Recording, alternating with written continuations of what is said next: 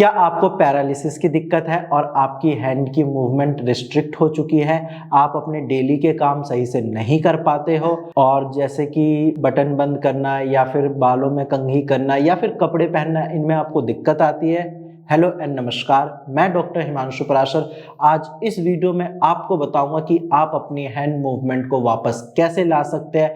ऐसी कौन सी एक्सरसाइज है जिसको अगर आप रेगुलर करते हैं तो आपकी जो स्टिफनेस है वो कम होगी, आपकी हैंड मूवमेंट, फिंगर मूवमेंट वापस आने लगेगी। तो चलिए वीडियो को स्टार्ट करते हैं। सबसे पहले मैं आपको ये बता देता हूँ कि पैरालिसिस अगर पेशेंट को लेफ्ट साइड की होती है तो वहाँ पे इम्प्रूवमेंट आने में टाइम लगता है, क्योंकि इंडिया में मोस्टली जो लोग होते हैं वो राइट हैंडेड होते हैं।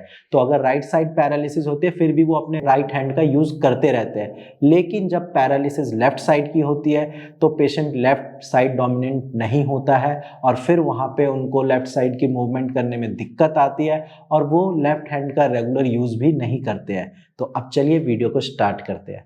सबसे पहले आपको जॉइंट्स के बारे में पता होना चाहिए, क्योंकि अगर हम जॉइंट्स में इंप्रूवमेंट देंगे तो मूवमेंट अपने आप ही पेशेंट की सही होने लगेगी। तो आज हम 4 जॉइंट्स के बारे में बात करेंगे: शोल्डर जॉइंट्स, आपका एल्बो जॉइंट्स, रिस्ट जॉइंट्स और फिर फिंगर जॉइंट्स। आज मैं आपको इन चारों जॉइंट्स की एक्सरसाइज के बारे में बताऊंगा और इसको रेगुलर आपको अपने घर पे करना है, क्योंकि पैरालिसिस में अगर आप ये सोचते हैं कि सिर्फ दवाइयां खाकर ही सही हो जाएंगे तो ऐसा कभी नहीं होगा।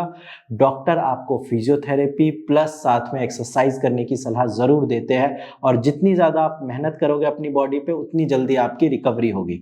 अब हम बात करते हैं एक्सरसाइज के बारे में। तो शोल्डर जॉइंट के बारे में अगर हम बात करें तो शोल्डर जॉइंट को इम्प्रूव करने के लिए आप सबसे बेस्ट है, अगर मान लो आपको लेफ्ट साइड पैरालिसिस है तो आप लेफ्ट हैंड को ऊपर उठाइए जितना आप उठा सकते हैं। मान लो आपने यहाँ तक उठाया, कोई बात नहीं, उसके बाद फिर आप अपना राइट हैंड लीजिए, उसको ऐसे पकड़िए, ठीक है, और फिर इससे प्रेशर लगाइए, आप पीछे की तरफ इससे करिए, ऐसे करना है, ठीक है। नीचे से उठाया, यहाँ तक उठा, फिर राइट हैंड से ऐसे पकड़ा और राइट हैंड को ऐसे पीछे की तरफ किया। इससे जब आप करोगे ऐसे करके तो ये शोल्डर जॉइंट्स आपका सही होने लगेगा। यहाँ पे जो स्टिफनेस है वो धीरे धीरे करके कम होगी। और एक बार मैं फिर करके दिखा देता हूँ, अच्छे से करिएगा। हाथ को ऐसे किया, स्ट्रेच, खुद से थोड़ा सा पीछे किया जितना हो रहा है, फिर दूसरा राइट हैंड लेके फिर उसको ऐसे करना है। इससे आपकी मूवमेंट शोल्डर की सही होगी। इसके बाद हम आते हैं एल्बो के पास। एल्बो जॉइंट्स में इंप्रूवमेंट का सबसे अच्छा तरीका है, आप वैसे ही अपने एल्बो को ऊपर उठाइए। एल्बो में क्या मूवमेंट हो सकती है, आप या तो ऐसे कर सकते हैं या ऐसे, फ्लेक्शन या एक्सटेंशन कर सकते हैं। अब इसके लिए बेस्ट है आपको, आप अपने एल्बो को ऐसे उठाइए, मान लीजिए आप यहीं तक उठा पा रहे हैं। इसके बाद आपको क्या करना है, दूसरे हाथ से, जो आपका हाथ सही है वहां से इसको सपोर्ट करिए और फिर पीछे तक लेके जाइए, ठीक है। यहाँ से आपने नीचे से ऐसे उठाया, यहाँ तक आपका हाथ उठा, फिर यहाँ पकड़ के सपोर्ट देके फिर इसको पीछे तक लेके जाना है। इस केस में आप ये वाली गलती मत करना, क्योंकि यहाँ पे फिर चांसेस है कि आपका पेन एग्रावेट हो सकता है, इसीलिए सपोर्ट देकर करना है। इसके बाद हम बात करते हैं रिस्ट की मूवमेंट की, यानी कि कलाइयों की मूवमेंट।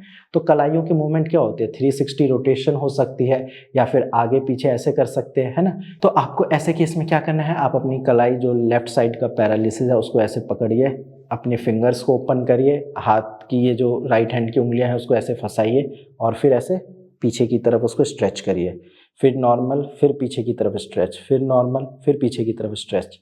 ऐसे आपको दिन में 3-4 बार करना है और एक बार में 20 टाइम्स करना है, यानी कि 20-20 के सेट दिन में 3-4 बार करिए।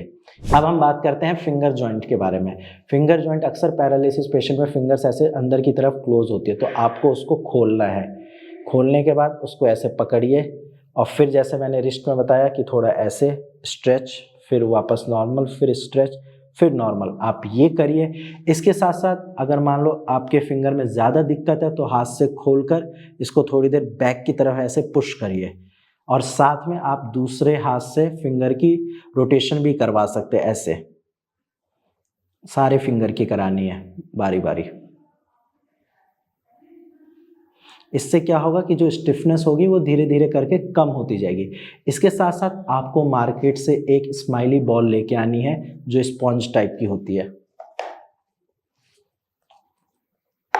ऐसी आपकी वो बॉल दिखेगी या येलो कलर की भी हो सकती है। अब इससे क्या करना है, आपकी जो मुट्ठी बंद हो गई है पैरालिसिस की वजह से, फिंगर्स को खोलना है और इस बॉल को उसके बीच में रख के इसको प्रेस करना है। जितना आप कर सकते हैं उतना करिए। इससे क्या होगा कि धीरे धीरे आपकी ग्रिपिंग सही होगी, आप पानी का ग्लास भी पकड़ने लग जाओगे।